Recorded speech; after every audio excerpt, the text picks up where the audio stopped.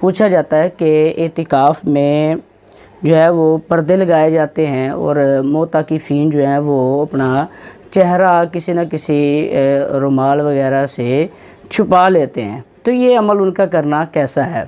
تو اعتکاف والوں کے لیے پردے لگانا ضروری نہیں ہے، اور اسی طرح منہ چھپانا بھی ضروری نہیں ہے، اور بصورت دیگر اور ان کی جو نیت ہے اگر ریاکاری کی ہوگی تو وہ گناہ گار بھی ہوں گے، ٹھیک ہے۔ اور اگر ریاکاری سے بچنے کے لیے جو ہے نا انہوں نے پردہ لگایا ہے یا پردہ کیا ہے تو اس میں شرعاً کسی قسم کا کوئی حرج نہیں ہے۔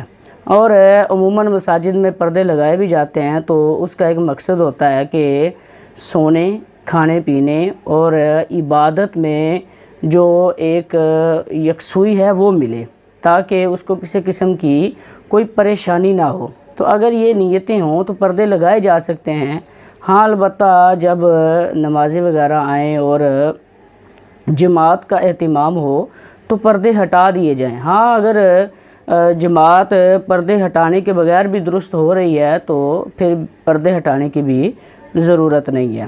تو قصہ مختصر یہ کہ پردے لگانا ضروری نہیں ہے، اگر کوئی اچھی نیت سے لگائے تو یہ لگانا جائز ہے۔